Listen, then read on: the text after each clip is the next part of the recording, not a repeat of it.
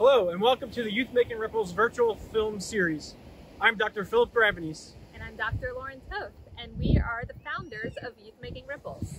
We're both marine scientists that have dedicated our careers to conservation of the oceans. And in 2013, we started Youth Making Ripples to share some of those stories with the public. Each year, we ask K through 12 students to make short, less than 5-minute long films about the ocean. And the response over the last 7 years has been incredible and inspiring. So today we want to share with you some of those stories. Now we're going to turn it over to one of our board members who's going to introduce you to the films.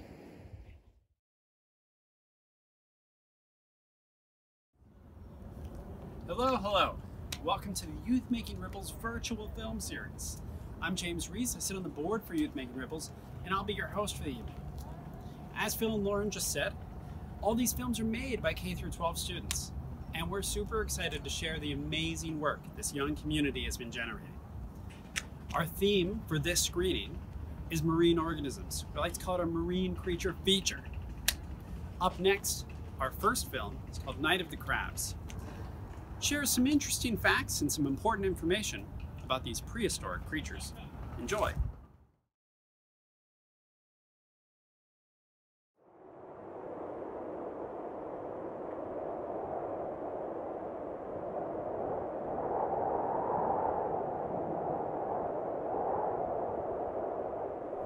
It's nearly midnight at the beach, and people are just arriving. They're not here to swim or to fish. They're actually here for science. They're searching for a prehistoric creature, one that predates the dinosaurs. On full moons like tonight, they rise out of the oceans in the thousands, and that's when scientists take the opportunity to study them, the horseshoe crab.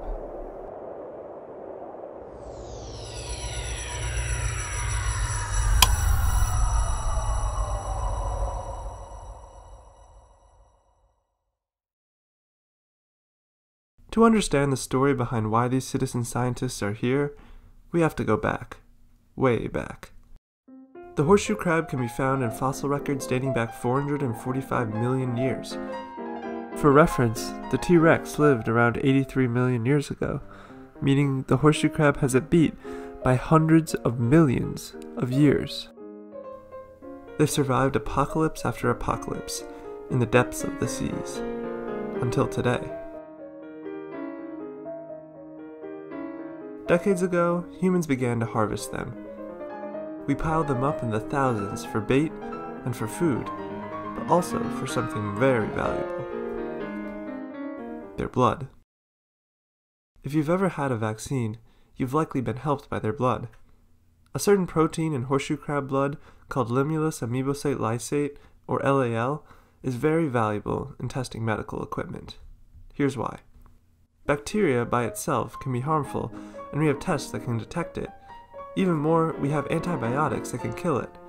But when it dies, a new problem arises. Bacteria that is dead releases endotoxins. These are toxins that were inside the bacteria and are released when the bacteria die. And they're very hard to detect. LAL, the extract from horseshoe crab blood, is actually very good at it. Whenever it comes into contact with endotoxins, it clots, forming a gel. It's used worldwide to test medical equipment and vaccines before they are given to humans. Nowadays, we have non-lethal harvesting techniques, where we capture, drain blood, and release. However, new science tells us that this may still kill a significant amount of crabs, even after they're released.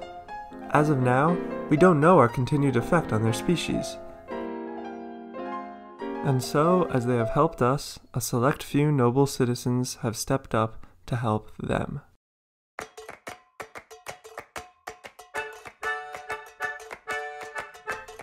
Under the light of their headlamps, they wade into the water, waiting for horseshoe crabs to wash up. When they do, they are plucked out of the water and put on the beach.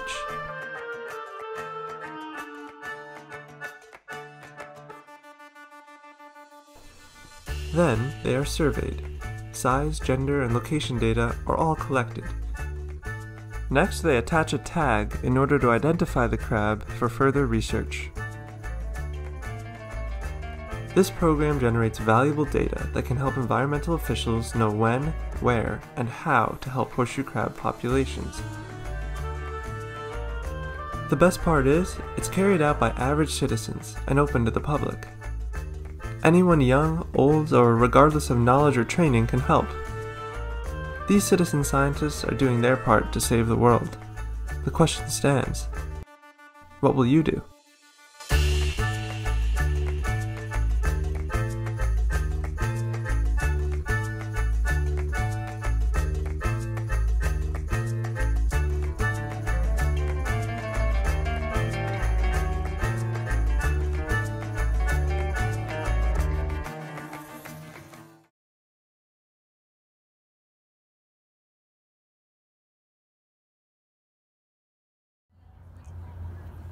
Wow, those are some kooky crabs.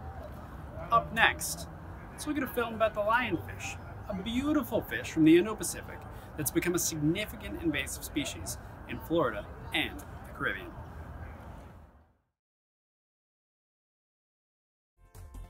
Hi, I'm Javelin, a science ambassador for the Philip and Patricia Frost Museum of Science. Did you know that invasive species lionfish are threatening the environment in the U.S. Atlantic waters? We talked to Fernando Britos and Emily Stokes to see what we can do about them. Everywhere in the world is dealing with invasive species. They can invade places very easily because they have no natural predators. We're not exactly sure how lionfish got to Florida. However, the best bet is through releases. And the release wasn't so bad at the beginning.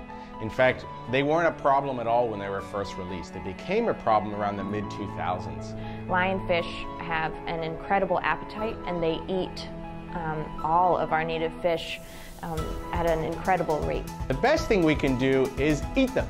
And there's a popular saying that goes, eat them to beat them. But a lot of people are afraid of eating lionfish, but that is not a problem. Lionfish are venomous, however, they're not poisonous. So you can ingest lionfish, they're actually very good. The difference between venom and poison is that venom is injected and poison is ingested. So as long as you can remove their spines properly, you can fillet them and they taste really, really good. There's a lot of local markets in Miami and the Keys that sell lionfish pretty regularly. And that's just a fantastic way to control their populations, because if people understand that this is a really good tasty fish and they actually eat them, we can really make a dent in their population. Eat them to beat them.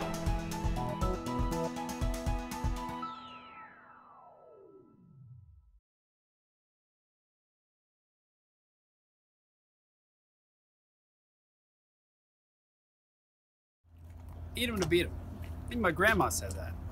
She was a food critic. Up next, have you ever wanted a pet with monster claws, a rock-hard carapace, and little to no personality? This group of students from Thailand explains a few more reasons why this may not be the pet for you.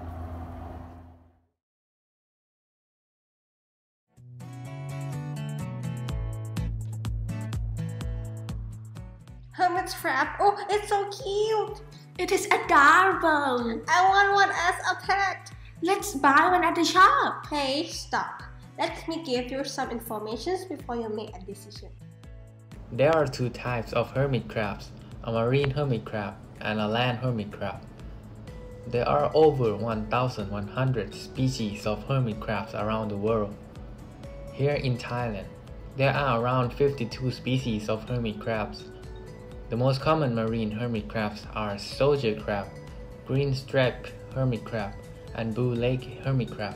The differences between these two types are that marine hermit crabs can be found in near the coral reef and tend to live in the shallow water or the beach areas. Some of them prefer deeper water, but not deeper than 140 meters. Land hermit crabs are found in the muddy or sandy areas within 150 meters shore. Some of them live in the forest and traveling across mountains.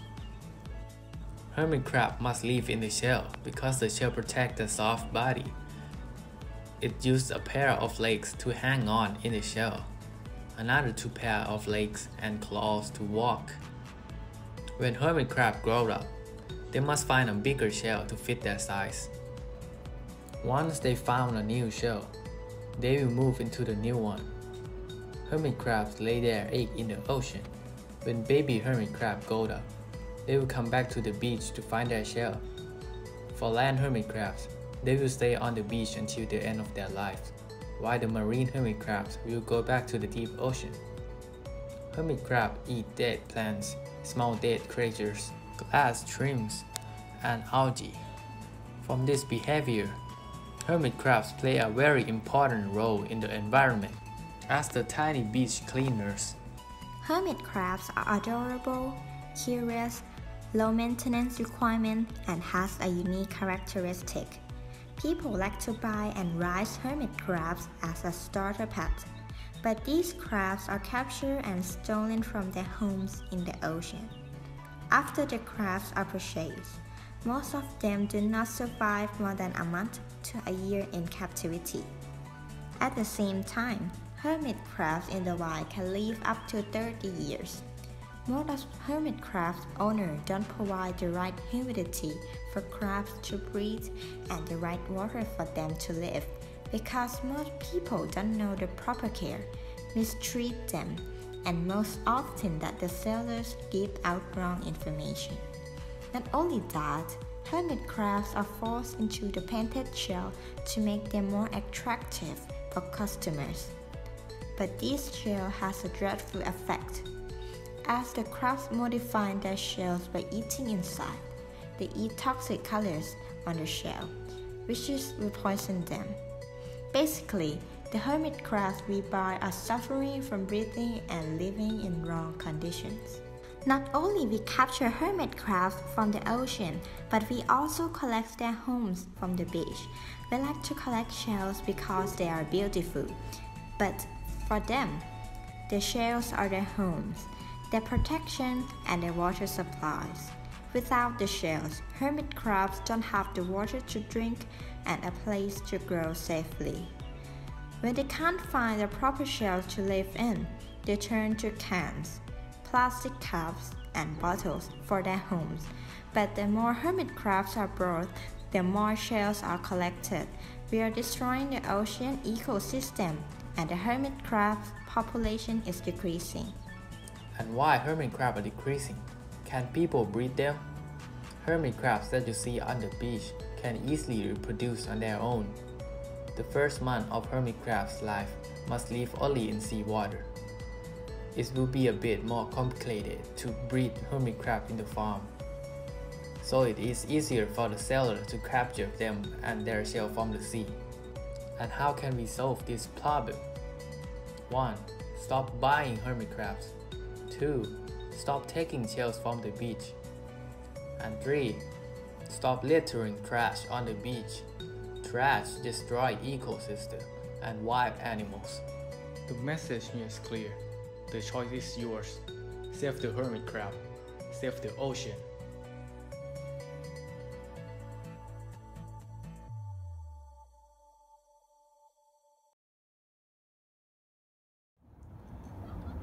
Wow, those crabs sure are cute.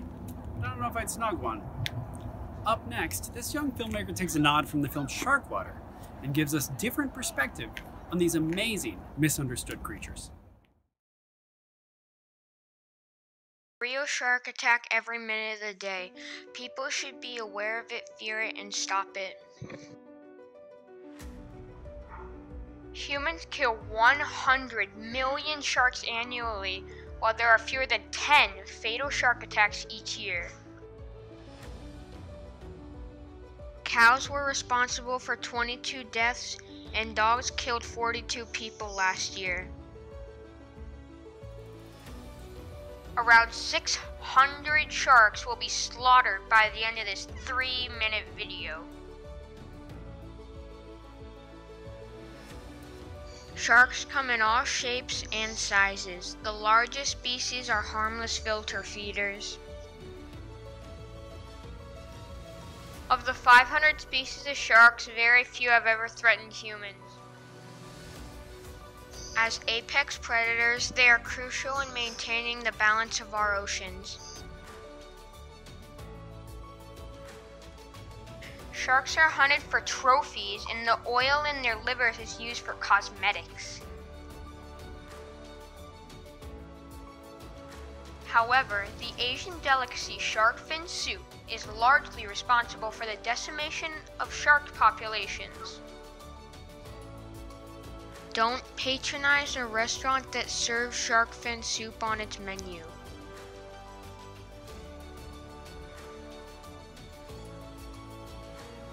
Sharks mature slowly and have small litters, making it difficult for their populations to recover.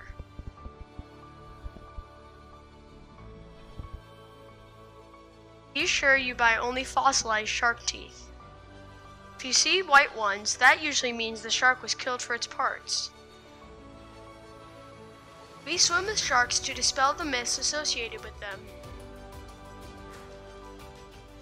Fortunately, a lot of wonderful conservationists are also working hard to protect these animals. The Guy Harvey Research Institute at NSU is tagging sharks on a regular basis. These studies provide baseline data to assess shark communities in a certain location. Over many years, the data can provide a great tool to see population trends. Information on growth rates and migration patterns help scientists assess sharks over time. On these shark taggings, the bait is cut up, placed on a circle hook so the shark won't swallow it, attached to a 50-pound weight, and a buoy. The bait is dropped at specific locations. Then the sharks are brought in. The process is quick and the sharks never leave the water.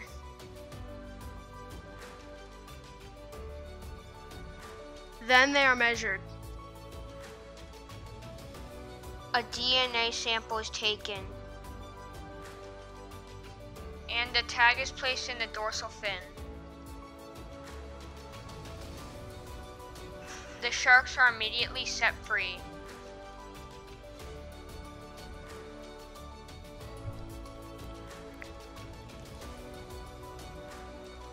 At the Guy Harvey Research Institute, they are also doing satellite tracking, which educates the public and engages people with sharks. This can have a drastic impact on how people perceive sharks. Hopefully, together we can stop this shark attack.